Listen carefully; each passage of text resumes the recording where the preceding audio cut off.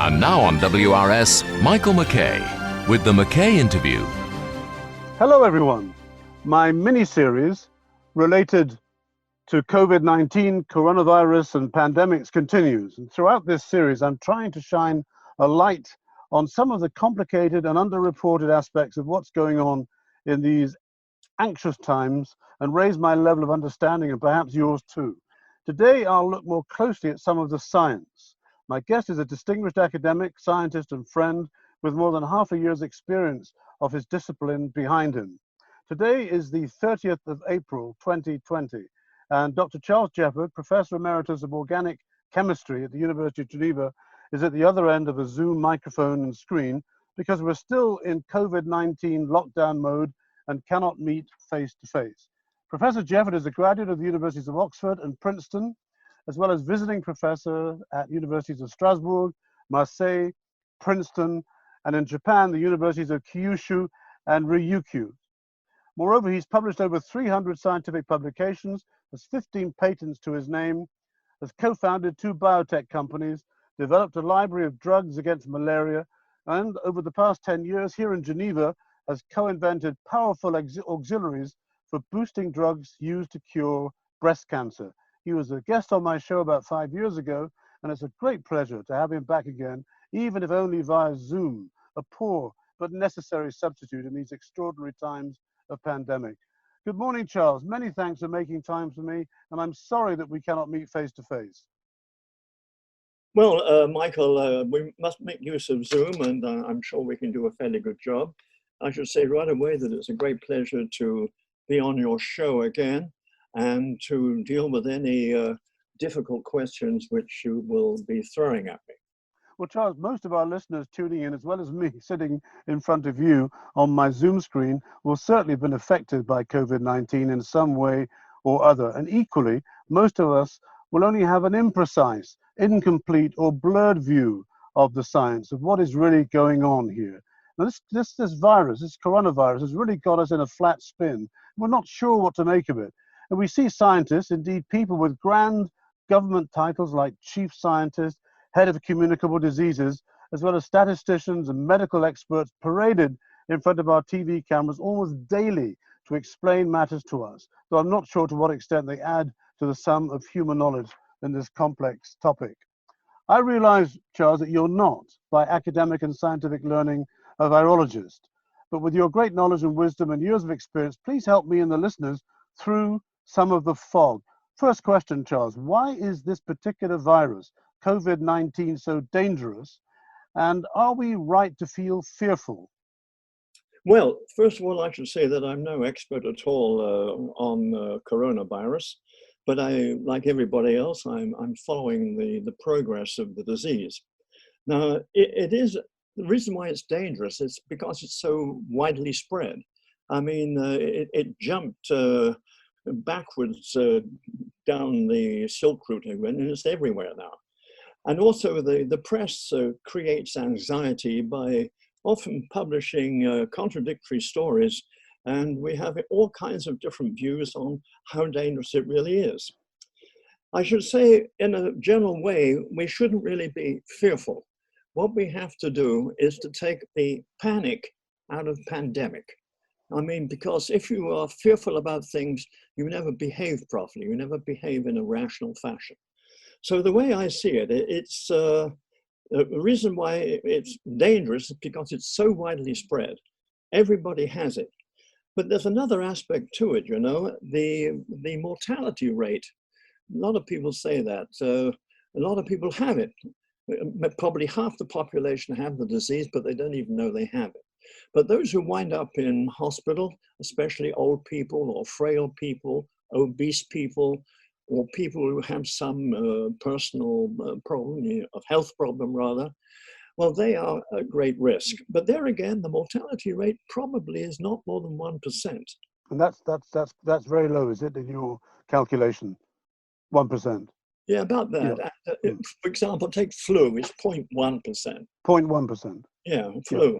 But there again, nobody talks about flu because we've learned to live with it, you know? Every year, you know, we have a flu jab, And every year we read about people getting flu and getting pneumonia and dying, so forth. So Charles, you mentioned flu, and you mentioned to me recently that viruses are not living organisms, though the flu virus seems to change every year in some way. I'm puzzled.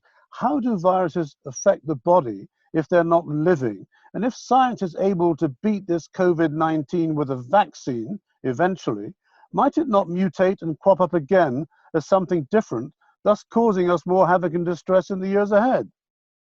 Well, this is the difference between a bacterium or a bacillus and a virus.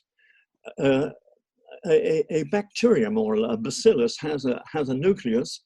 You can put it in a nourishing solution, like blood, for example, and the bacillus will simply grow and multiply all by itself. Its nucleus will split in two, and then the bacillus will grow. One will give two, two will give four, and so on and so forth. A virus has no life in it whatsoever. It's just a chunk of ribonucleic acid.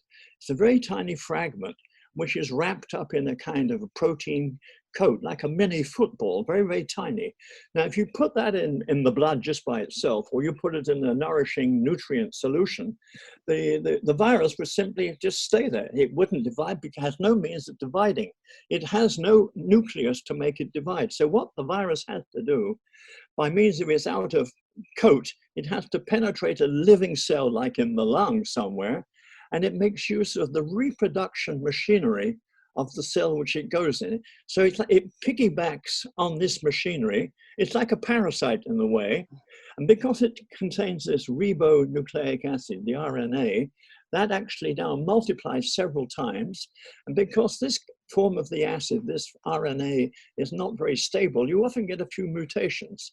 So you're going to get different varieties of the virus over the years. But nonetheless, that's the way so the way to kill the virus now is either to make a vaccine to stop protect the immune system so that the virus doesn't get into the body in the first place. And when it's already in there, then the thing is to make sure that the virus doesn't exploit the reproduction machinery of the cell by interfering with the various processes with some drug. So perhaps you can address that in a little bit more detail with my next question.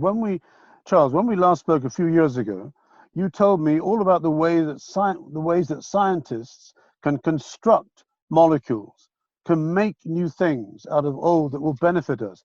Can we not do that then with COVID-19? I mean, why can't we, for example, not we, but scientists like you and your colleagues, make a bespoke solution or a cure that fixes COVID-19, and for that matter, Ebola and HIV and other viruses that cause mankind such tragedy and pain? I mean, smallpox has been beaten, Charles. Why not COVID-19? Or will we just have to accommodate to a new way of personal and social behavior that takes account of this new danger? Well, in this particular case with the coronavirus, it jumped out of the blue. It came very early, so everybody was unprepared. And whether the Chinese knew about it or not, nonetheless, it takes time. It takes several months to develop these things. But I have every confidence, and there's every chance to find a cure for corona. There's no doubt about it. In the case of Ebola, I mean, that's been around for long. It just located in the Congo, of course, Ebola. Yeah. And it's only just recently that they found a cure for Ebola, But there are two ways of doing it. One, as I said, develop a vaccine on the one hand. Yeah. And on the other hand is to develop some drug which stops the virus from making use of the reproduction machinery inside the cell. And I have every confidence that we can do this. In the case of HIV, we have all the expertise in designing drugs against HIV. When HIV came up, it was alarming. Everybody said people are dying in droves all over the place. remember. And now, of course, the number of cures we have around, I mean, as I said before, viruses can't be killed, but they can be stopped in their tracks. Yeah. See, when you use an antiviral drug, I'm not talking about a vaccine now, an antiviral drug, what it does, it gums up the works. I was going to ask you, just to clarify for the lay people listening like me, what is the difference in simple English between an antiviral drug and a vaccine? A vaccine strengthens the immune system against the virus. So as soon as the virus comes into the body, the immune system, all the white cells mobilize themselves, and they set up antibodies which knock off the virus, prevent it from going anywhere. And an antiviral drug does what? Sorry? And an antiviral drug then does what? Antiviral drugs operate at the next stage. As soon as the virus has got into a cell, then if you take an antiviral drug, it prevents the virus from multiplying, making use of the machinery inside the cell. So what it does, it stops the virus in its tracks. A vaccine prevents the virus getting in. It stops it before it gets into a cell, a vaccine. Once the virus has got into the cell, that's where the drug works. Okay, Charles, listen, time is ticking away, and I've got one important question at least to put to you before, to do with the way science interacts with government and policymakers. I read recently that Winston Churchill, the great man, once said that scientists should be on tap and not on top. So what of politicians, those who govern and decide on behalf of all of us, if, as many political leaders in government say, they are being guided by the science? We hear these words so often, Charles. Are there any words of caution or good counsel that you would offer to our political leaders when taking advice from scientists on matters which will have an important effect on the public and public policies that they implement? And why do you say that? Well, I tell you what, that phrase by Winston Churchill many, many years ago, yeah, in my view, was a class perception. The powers that be in those days, they thought they were much better than scientists. Scientists were always treated in those days, in that distant past, as rude mechanics. The word which was doing the round in England was boffins. You know, boffins were treated with contempt. And, you know, they're kind of lower class people, and we top politicians that, you know, who've studied classics, we're the aristocrats. But today, I mean, I think it's just as well that a very important thing, what we have to do today, is to make sure that the politicians, you know, they're very keen to talk about fake news, but they should be very aware of fake science. And there's a lot of that around. So we've got to listen to the best scientists, and we've got to carefully evaluate what they say. And then as people in government, we have to evaluate not just one scientist or two scientists. We all have to get, the political class has to get together as a team and also talk to scientists as a team to get different views in order to take action. And in your long career, you must have had occasion to rub shoulders with politicians and people in government, policymakers. Is this the kind of advice that you give them? Well, the trouble is that many politicians tend to be working from a preconceived political view, you know, and if a scientist, all of us have political views. So if a scientist has a political view, well, inevitably they do, there's sometimes a contradiction. But nonetheless, I think we have to put these things aside. We have to listen to people like Bill Gates and Professor Giesecke, you know, the epidemiologist of Sweden, ex-head of the European Center for Disease Control. So these are the people we have to listen to. Also, I should point out in a general way, there are very, very few scientists in politics. In the present US Congress, for example. There's a lack of scientific education amongst our policymakers. That's right. They don't understand the language. And that 2.5% of the present House of the Congress in the US is composed of scientists.